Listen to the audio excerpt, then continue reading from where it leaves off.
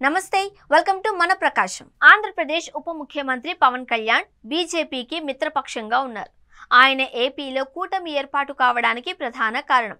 ఒక రకంగా బీజేపీ టీడీపీని ఒక వేదికపైకి చేర్చడానికి పవన్ కళ్యాణ్ ముఖ్య కారణం. పవన్ కళ్యాణ్ వల్లనే ఆంధ్రప్రదేశ్లో కూటమి విజయం సాధించింది. మరోవైపు నేరుగా ప్రధాని నరేంద్ర మోదీ, అమిత్ షాలతో సత్సంబంధాలతో పాటు సాన్నిహిత్యం కూడా ఉంది. అలాగే పవన్ కళ్యాణ్ అన్నా కూడా ఢిల్లీ పెద్దలకు ప్రేమ, గౌరవం కూడా. పవన్ కళ్యాణ్ను రాజకీయంగా ఎలా ఉపయోగించుకోవాలో కేంద్ర నాయకత్వం కూడా ఆలోచిస్తోంది.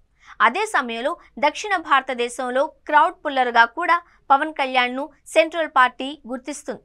అయితే పవన్ కళ్యాణ్ మాత్రం కాంగ్రెస్ ముఖ్యమంత్రిని వెనకేసుకు రావడం, పొగడ్తలతో ముంచెత్తడం, ప్రశంసలను కురిపించడం ఇప్పుడు ఏపీలోనే కాదు, ముఖ్యంగా తెలంగాణలో హాట్ టాపిక్గా మారింది. సంధ్యా థియేటర్లో జరిగిన ఘటనపై పవన్ కళ్యాణ్ తొలిసారి మీడియా ముందు స్పందించారు. అయితే ఈ సమావేశంలో రేవంత్ రెడ్డి తప్పేమీ లేదన్నట్లు ఆయన అన్నారు. రేవంత్ స్థానంలో ఎవరున్నా అదే చేసేవారు అని, రేవంత్ సినీ పరిశ్రమ అభివృద్ధికి ఎంతో కృషి చేస్తున్నారు అని కూడా కొనియాడారు. ఈ ఘటనలో పుష్ప టీం తప్పేనంటూ పవన్ కళ్యాణ్ తెగేసి చెప్పారు. అంతేకాదు ఒక రకంగా కాంగ్రెస్ పార్టీకి చెందిన ముఖ్యమంత్రి రేవంత్ రెడ్డిని వెనకేసుకొచ్చారు.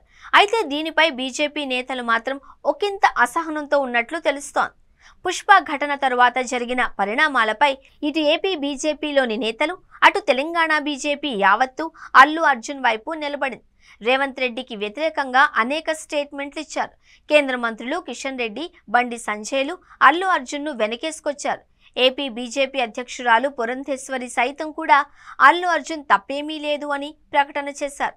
కానీ ఇందుకు విరుద్ధంగా కూటమిలో ఉన్న పవన్ కళ్యాణ్ మాత్రం తప్పు అల్లు అర్జున్ టీందేనని తేల్చి చెప్పడంతో రేవంత్ కు మరింత క్రేజ్ పెరిగింది అంటున్నారు. ఇప్పటి వరకు మెగా ఫ్యాన్స్, బన్నీ ఫ్యాన్స్ లో ఒకంత వ్యతిరేకత ఉన్నప్పటికీ పవన్ కళ్యాణ్ స్టేట్మెంట్ తో కొంత మైలేజీ పెరిగిందన్న అభిప్రాయం బీజేపీ నేతల్లో వ్యక్తమవుతోంది.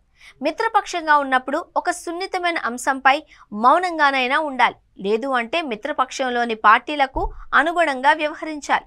అంతే తప్ప అందుకు విరుద్ధంగా ఒక కాంగ్రెస్ ముఖ్యమంత్రిపై ప్రశంసలు కురిపించడం ఏంటి అన్న ప్రశ్నలు ఇప్పుడు కమలనాథుల నుంచి వ్యక్తమవుతున్నాయి.